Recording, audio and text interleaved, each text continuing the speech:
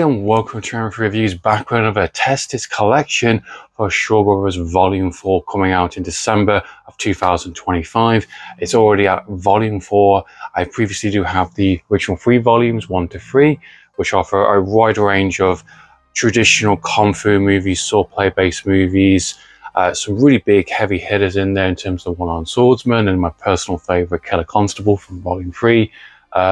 Does have some collection of action films from Shaw Brothers, some supernatural ones that were diving in and dabbling into different types of genres that Shaw Brothers did a lot of between the 60s going to 70s, 80s onwards. And this was definitely a kind of turning point into going to something like this, into Volume 4, which is a heavily more late 70s, 80s films, supernatural hijinks, practical effects, more horror-based kind of magic. A lot more of a divisive, a lot more of a riskier box set, I would say, compared to the initial 3, giving you the more contemporary, more kind of solid kind of entries, you know, and a couple of kind of, you know, risky ones in there that you wouldn't usually expect to see. But I think this one would be the most interesting one. I have seen a few of these films already in terms of different editions from 88 films, and, you know, imprints have released a few of these already. 14 films of Shaw Brothers, batshit lunacy, magic, practical effects heavy, all sorts of different types of movies in here, a lot of kind of franchises and sequels, and I don't know what to expect. Some of it I do know already, some I don't. So I must say this is going to be the most interesting collection of films to review on the channel, being the fact that I don't know what the outcome's going to be on these 14 movies. You know, I'm going to be completely transparent and honest in terms of my thoughts and impressions on the films, whether I think they're amazing, mid, okay, terrible. Doesn't take away the value from the actual film or the edition itself, just my personal preference and what I get out of these films,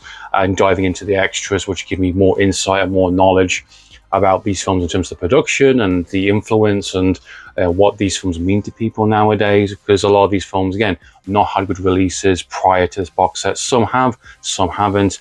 And I'm curious to see what you guys think alongside this journey in the massive 14 movies of Shawscope Volume 4 from Arrow Video. Much like my previous test reviews, I'm talking about the feature film first, my thoughts and impressions, and then talk about the special features and what to expect on the edition. So without further ado, let's dive into the Super Inframan.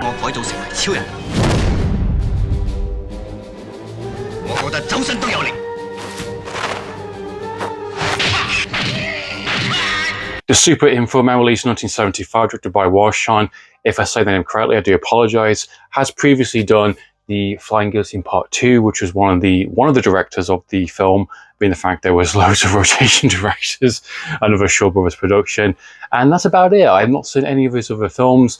I know the Bloody Parrot, I think, is also on the Volume 4 edition, which I'll be curious to check that one out as well. And in this film, you know, being lead kind of director to do a first big sci-fi kind of, you know, action movie with a lot of practical effects, a lot of visual effects as well, suits, costumes, monsters, kung fu style, Power Rangers kind of thing, very much an influence of the Japanese kind of kaiju kind of era of the you know, late 60s going to the 70s. Obviously Godzilla was the big moneymaker at the time in terms of the kind of influence, and from that point Japanese cinema spawned a series of different types of costume based kind of superheroes, from Ultraman, which I've heard of, and many other kind of imitators, basically just people in costumes doing kung fu and all sorts of kind of crazy shenanigans and just lunacy, and less about the story, more about the kind of push for the kids market in terms of TV rights and comic books and animation series, sweets and merchandising. And, you know, during that time, that was the big push, that was the big boom, you know, what was selling well, what was,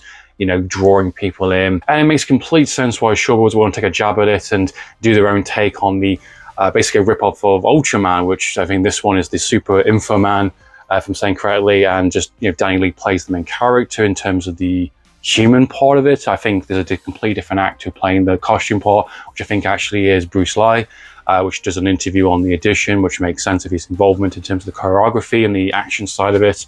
And, you know, it is exactly what it says on the tin. It's a 80-odd minute film.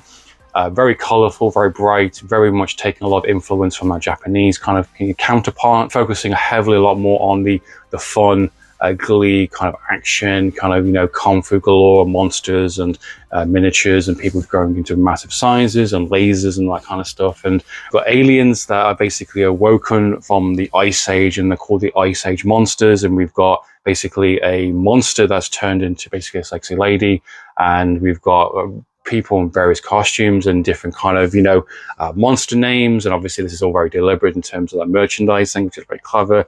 And then we've got the human command center with the lightning, which I think actually has a signature move called lightning fists, which he gets later on in the film, which is very, very powerful. Command center, which has all the bells and whistles, and it's very bright and colorful and lots of lights and gadgetry. And we don't know what any of this stuff does, but it looks pretty dope and pretty cool. And it's very, you know, impressionable in terms of the eyes, in terms of two grand big ass sets, which they take full advantage of, which makes sense. And there's an outside location outside the command center, which the film focuses on in the middle. So in times of any outside kind of fight sequences, we get that as well.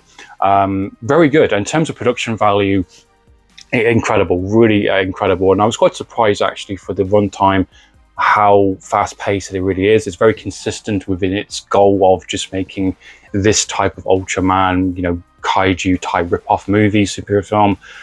It commits to it, it embellishes and it swims in it, and it achieves it to the full extent possible. And I think it's something that's going to really make a big impression, especially during that time for the kids, and I think for adults as well, who just like those types of movies. And it definitely has a charm factor to it. It definitely has some likability. It's not overly serious, which is thank God, because that's something that the Kenshi Fukusaku Green Slime problem had, where it was way too serious and had characters I just did not care about. And you can have those types of films, more serious, kind of late 60s, 70s kind of sci-fi films, but this one doesn't try and be anything that it's not. It does have a little bit of story towards the third act, which is only there just to amp up the high stakes with the daughter involved. And in terms of my thoughts and impressions on the film, in terms of what I got out of it, it wasn't for me. It's not designed for me. It's not aimed for me. And, you know, while I do appreciate its kind of production and its effort, and I do give a lot of credit in terms of being a coherent kind of film, it's definitely not trying to be overly serious or trying to have a message or a voice necessarily. It's just doing a knockoff Japanese kind of influence Ultraman film with some kaiju monsters in between, some very recognible, all simple names. You've got a sexy kind of main lead and bad guy, kind of, you know, Barbarella kind of aspect. It's definitely not the type of film that I would own and pick up in terms of a collection, and it's a reason why I never picked up the 88 film version. I do completely understand why Arrow Videos put this as the first disc and the first introduction to the collection, being the fact it does set the tone quite well in terms of the types of films you're going to get leading into this, going into more of the horror and practical effects and the weird and wonderful. And, you know, we'll see what the quality like on these ones. There's just other material that I appreciate more or get more out of just based on my own experiences and my own personal taste. I do appreciate what the film's trying to go for.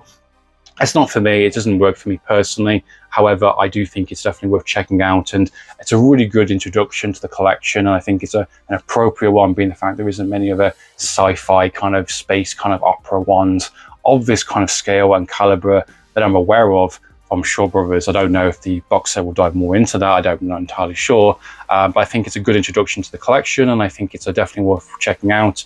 A lot of recognizable actors from that space as well, and I definitely think it has its place. Just doesn't do much for me personally, but I do appreciate the film isn't overly serious. It definitely knows what it wants to be, what it wants to do, and definitely just goes for it, and I appreciate the fuck out of that. So yeah, I think it's a good time if you like these types of films. If you want to see something like this, definitely worth checking out, and a definitely good introduction to the Shaw Brothers Volume 4 collection. In terms of the special features for this film, I definitely think you're going to get a big improvement and a lot more value compared to the previous 88 film release. I can't comment on that transfer because I never picked it up, but I know it didn't have much extras. This one has quite a few extensive extras and some really good deep dive insight into the kind of influence and the behind the scenes.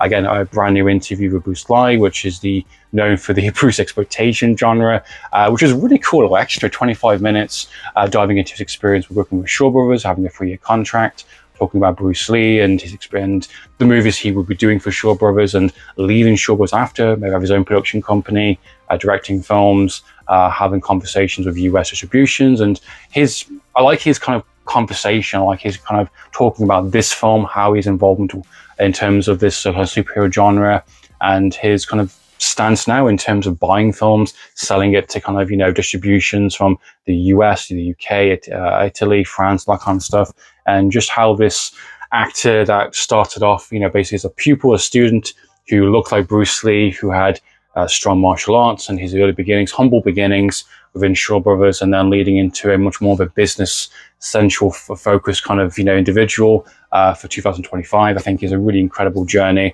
really great little extra. There's also a great video essay on the film, basically diving into the kind of the history of the Super Inframan, and the kind of the influence from the kind of Ultraman era and the kaiju, and talking about the influence from the Japanese, and having the kind of archival footage and talking about what was popular during the time from the 60s, 70s within Japanese cinema, leading into the influence for Hong Kong. Want to take a crack at it, and definitely very informative and very insightful, and I thought it was definitely helped for me in terms of my understanding of this space at that time. Also included in the special features of this edition, you do get access to the US version, which has a brand new soundtrack, some minor edits and changes, different kind of opening kind of title calls and ending, altering some of the monster names and designs a little bit, and I think just making a much more of a US focused, appealing version, which I think has the dubbing as well, and I think it just have some subtitles. I think you can watch it in both ways, which I think is a great little extra in terms of having a completely different cut of the film for a different market, for a different decade. Alongside a brand new audio commentary by Frank Jen and Eric Ho, which dives into the production of the film, the history of it, and giving a lot more, again, more insightful information. And I don't think this was an extra that features on the 88 version. This is a brand new audio commentary which dives into everything about this film, which I think is also, it's worth its weight in gold. Not to mention the kind of the booklet you're going to get on the edition, which will also dive into the production and the history of this film, which gives you a bit more insight as well. So you do get some really fantastic extras, including the trailer galleries, of course, and all the standard extras you would usually find on this edition. So definitely worth its weight in gold if you're a big fan of the film. So definitely a very strong, good starting point for Shaw Brothers Volume 4 collection from Arrow Video. What are your thoughts and impressions on the film itself? Do you prefer the Hong Kong version, the US version? What are your thoughts on these types of films? Are you a big fan of them? Love to know your thoughts and impressions. Please comment down below. So meantime, guys, I'm for the reviews. Signing out.